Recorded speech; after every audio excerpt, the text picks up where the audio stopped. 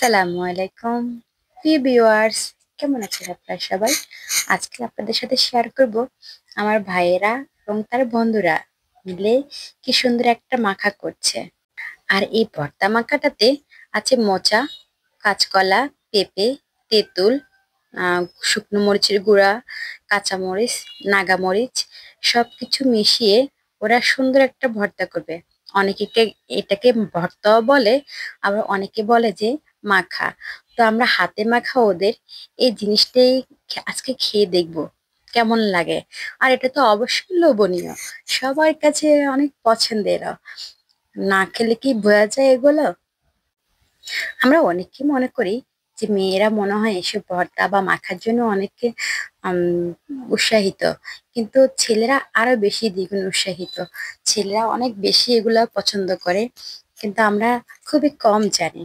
আর ওরা কত সুন্দর করে করতেছে কাজগুলো, কত কুচু কুচু কুচু কুচু করে সবগুলো জিনিসকে কেটে নিচ্ছে।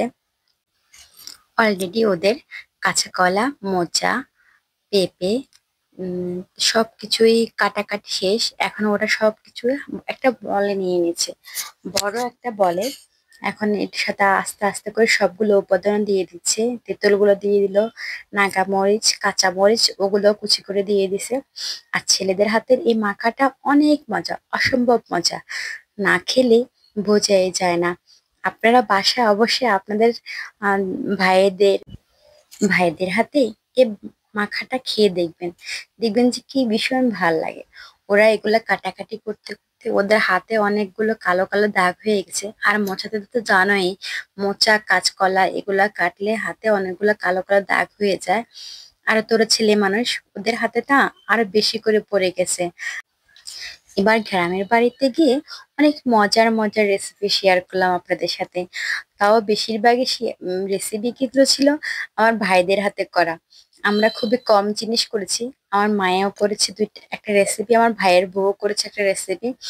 আর বেশিরভাগ রেসিপি গুলো আমার ভাই করে খাওয়ালো। বললো যে আপু, এগুলো আমি করে খাওয়াই আপনাদেরকে, তাহলে আপনারা আমাকে অনেক দিন মনে রাখবেন। যে ভাই তো অসুস্থ থাকাকালীনও আমাদেরকে অনেক মজার মজার রেসিপি করে খাওয়ালো। আর ভাগিনারাও অনেক খুশি হবে। আর গ্রামের বাড়িতে গিয়ে এবার তিন বোনে মিলে অনেক মজা করেছি। ভাইয়েরা রেসিপি করলো আর বোনেরা মিলে মিলে খেলাম। আর সবাই অনেক উপভোগ করছে আনন্দগুলো। আপনাদের সাথেও সেটা কিন্তু আমি শেয়ার করলাম। আপনারা একটু দেখবেন কেমন লাগলো আমাদের ভাইয়াদের হাতের রেসিপিগুলো। এখন আমার ভাইয়ের বন্ধুরা সবগুলো উপাদান একসাথে নিয়ে হাত দিয়ে ভালো করে মেখে নিচ্ছে, যাতে একটার সাথে একটা খুব ভালো করে মিশে যায়। এবং এটা ভালো করে মাখতে হবে যাতে খেতে অনেক মজা লাগে। একটু সফট না হলে মজা লাগবে না। আর মোচা মাখা তো আমার কাছে অনেক মজা লাগে। সব সময় আমার কাছে মোচা মাখাটা জানি কেমন জানি ফেভারিট লাগে। আর ওরা এখন এর সাথে অ্যাড করবে আবার আচার।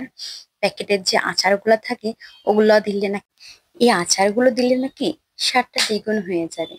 দেখি না কেমন হয় ওদের হাতে এই মাখাটা। মাখাটা ভিডিও করব কি আর কথা বলবো কি, মুখে তো আমার মুখে তো পানি এসে গেল। ওদের এই মাখামাখিটা যে কখন শেষ হবে আমি বুঝতেই পারছি না।